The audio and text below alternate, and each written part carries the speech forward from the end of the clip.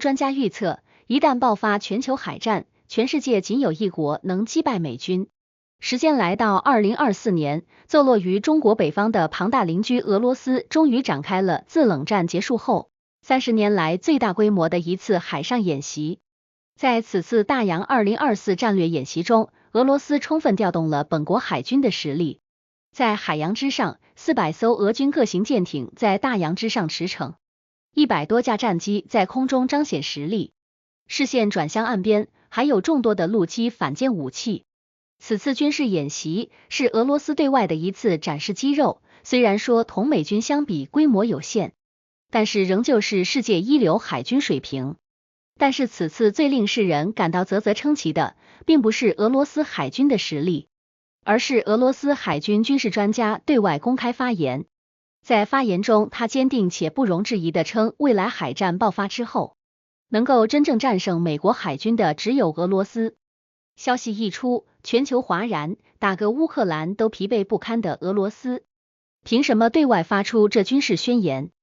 俄罗斯的手段。此次俄罗斯倾全国之力拿出400多艘舰艇进行海上演习，就是向西方世界宣扬自己拥有对等摧毁的能力。但是美国海军真的能够倒在俄罗斯的老拳之下吗？毫无疑问，此时的俄罗斯同美国海军相比，如果是在正面战场上进行对决，即便是美军武器库淘汰的产品拉出来，也能够打得俄罗斯找不着北。但是在俄罗斯看来，既然自己在军费水平上不如美国，那么就要实现自己一根针破一张网的战术，也就是所谓的只攻不守，重点突破。如今的美国海军拥有超过50万名现役海军士兵，77艘核潜艇，以及超过90艘的大型舰艇。更具压倒性优势的是世界领先的11艘核动力航母，这还不算已经退役等待拆解封存的尼米兹早期航母。凭借着遍布世界各地的数百个军事基地，美国海军可以随时得到补给和停靠，拥有非常强劲的持续作战能力。与美国海军庞大的规模相比，俄罗斯只有士兵15万，不过对这15万士兵，俄罗斯倾尽全力花费重金打造。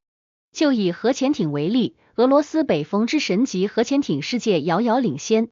上面搭载的核弹头可以确保俄罗斯立国根基。据称，当年俄罗斯为了研究这艘核潜艇，总统甚至轻视的放话，即便卖了克里姆林宫，也要让这艘核潜艇下水。正是因为这艘核潜艇拥有先发制人的能力，这才令俄罗斯任凭风浪起，稳坐钓鱼台。在导弹方面，俄罗斯虽然落后于中国，但是同美国仍然不遑多让。这是因为自从俄罗斯衰落之后，便不遗余力的在导弹方面进行深耕。俄罗斯也是同中国先后推出高超音速导弹，早期俄罗斯导弹技术甚至领先于中国。俄罗斯深知大国军事衰落并非一朝一夕可以扭转，但是凭借先进的导弹完全可以打出一场不对称的战争。所以俄罗斯拿出锆石高超音速巡航导弹，正如同中国的东风导弹一样，在数十倍音速的飞行速度之下，美西方只有几马赫的防空导弹，简直如同玩具一般。俄罗斯凭借强大的国土面积，密密麻麻地布置了导弹防御基地，如此一来，直接令导弹可以席卷以威胁美国本土，直接抹平了美军在海外基地数量上的优势。战术布置。在现有的各种公开数据的计算之下，依托于俄罗斯重点研发的武器系统，俄罗斯还是有希望将美军击败的。当然，俄罗斯也知道，在长达2年的俄罗斯与乌克兰战争之后，过去苦心孤诣营造多年的大国形象一夜之间崩塌，靠着过去的余威震慑西方显然是不可能的。既然如此，俄罗斯就要令美西方相信，该国有能力凭借这些武器达到对等摧毁的目标。这也就是此次大洋2024向世界公开展示俄罗斯战术的目的。在常规的防御和打击展示之后，俄罗斯重点将反拒止战略进行演绎。所谓反拒止战略，便是依托于导弹及导弹防御系统，战胜敌军的一套战术。俄罗斯在国土上广泛布置导弹，完成了非常广阔的战略纵深布置。美西方如果想要轰炸俄罗斯高价值目标，必须令导弹或战机飞越俄罗斯上空，如此一来，俄罗斯就有了击落的机会。俄罗斯通过锆石导弹，完全将美军航母拒止在相对较远的海域之外，这叫令其在海军作战中舰艇所能发挥的力量大大下降。美军舰艇想要进行远距离打击，大多数时候只能依靠航母舰载机进行火力投送，这就直接削弱了美军舰队的打击优势，许多驱逐舰、护卫舰直接变成了摆设。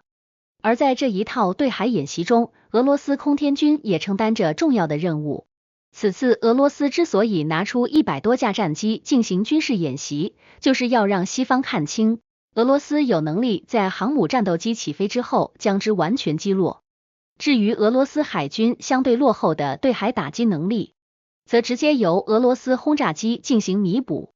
不仅承担对海打击，还能够负担反舰能力。相比较起远程轰炸机庞大的带弹量和航程，航母舰载机的小短腿儿简直就不够看。如此一来，俄罗斯虽然没有航母，但是在空天军的努力之下，胜似拥有航母。俄罗斯就想让美国明白，美国海军实力虽然独步全球，但是要攻打俄罗斯时，却要面对俄罗斯全国的军事能力，以一军之力挑战一国，目前的美军是没有能力做到的。从目标来看，俄罗斯军队此次的演习显然是给美军成功震慑，但是其内容和目标却显得颇为悲壮，其性质与2016年中美南海对峙颇有异曲同工之妙。不过，同2016年的中国相比，俄罗斯军队无论是在空军、